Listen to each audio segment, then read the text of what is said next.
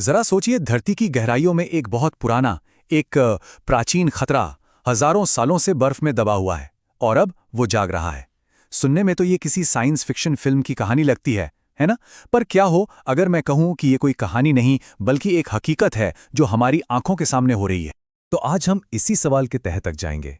क्या ये सच है कि हजारों साल पुराने वायरस, मतलब इतने पुराने कि जब इंसानियत का नामो निशान भी नहीं था, वो अब फिर से दुनिया में वापस आ रहे हैं? चलिए मिलकर इस रहस्य से पर्दा उठाते हैं। हम बात कर रहे हैं उन वायरसों की जो 30,000 साल, सोचिए, पूरे 30,000 सालों से बर्फ में जमे हुए थे। ये इतना लंबा समय है ना कि हम ठीक से अंदाजा भी नहीं लगा सकते। और यही बात इसे इतना दिलचस्प और सच कहूं तो थोड़ा सा डरावना भी बनाती है। तो सवाल ये उठता है कि आखिर ये सब हो कहाँ रहा है? जवाब छिपा है धरती के अपने खुद के एक नेचुरल डीप फ्रीजर में। आइए समझते हैं कि ये क्या है।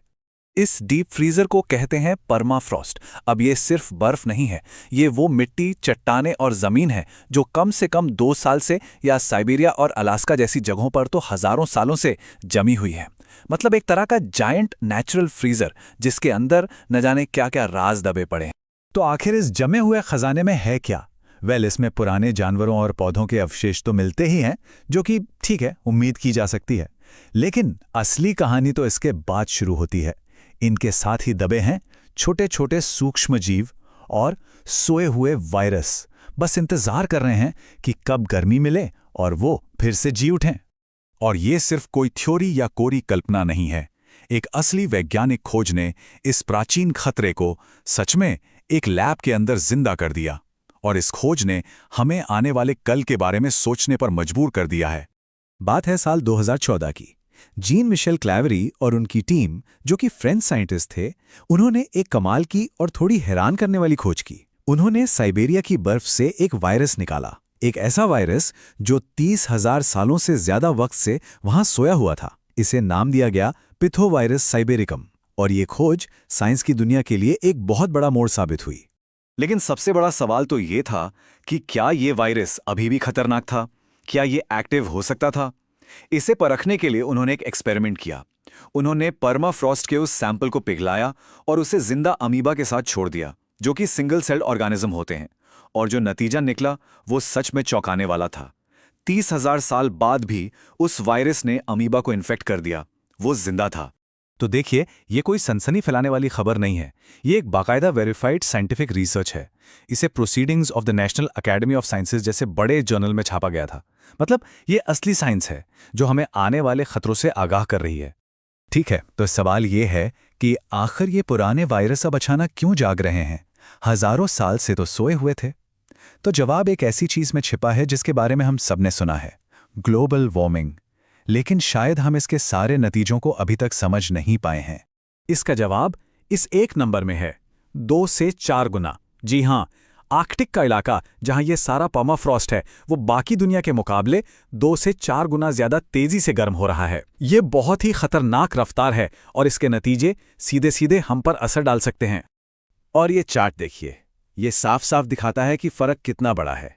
एक तरफ है पूरी दुनिया का एवरेज और दूसरी तरफ आर्कटिक। रफ्तार में जमीन आसमान का अंतर है। और जब तापमान इतनी तेजी से बढ़ेगा तो नतीजा क्या होगा?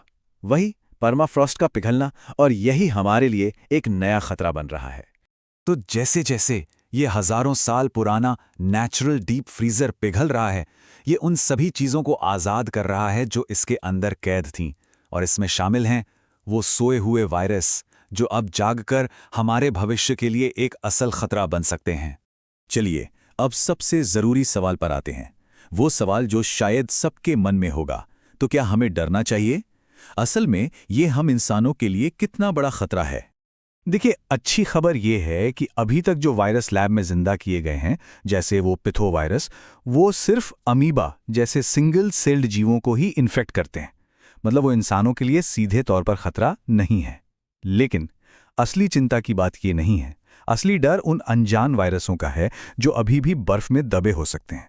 ऐसे वायरस जो शायद इंसानों को बीमार कर सकते हों और जिनके खिलाफ हमारे शरीर में कोई इम्यूनिटी नहीं है, कोई वैक्सीन नहीं, कोई इलाज नहीं। और ये सिर्फ एक क्या होगा अगर वाली बात नहीं है, ये कोई थ्योरी नहीं है।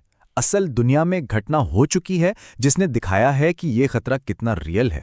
हुआ ये कि 2016 में साइबेरिया में जबरदस्त गर्मी पड़ी। इस हीट वेव की वजह से एक 12 सिंगे की जमी हुई लाश पिघल गई। उस लाश में एंथ्रेक्स के बैक्टीरिया थे जो हजारों सालों से सोए हुए थे।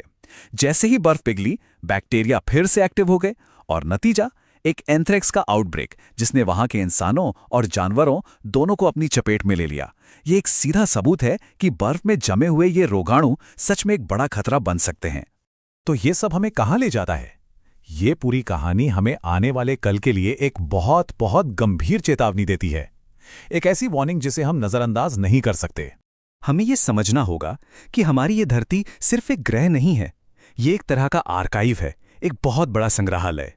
एक ऐसा आर्काइव जिसने अपने अंदर सिर्फ इतिहास ही नहीं बल्कि कुछ बहुत पुराने खतरों को भी छुपा रखा है, और वो खतरे बस सही मौके का इंतजार कर रहे हैं।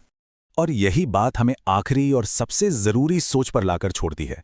परमाफ्रॉस्ट एक बायोलॉजिकल टाइम कैप्सूल है, एक ऐसा कैप्सूल जिसमें अतीत के वायरस कैद हैं, और वैज्ञानिक यही चेतावनी दे रहे हैं कि जैसे जैसे ये टाइम कैप्सूल पिघल रहा है, अतीत के ये वायरस हमारे भविष्य का खतरा बन सकते हैं।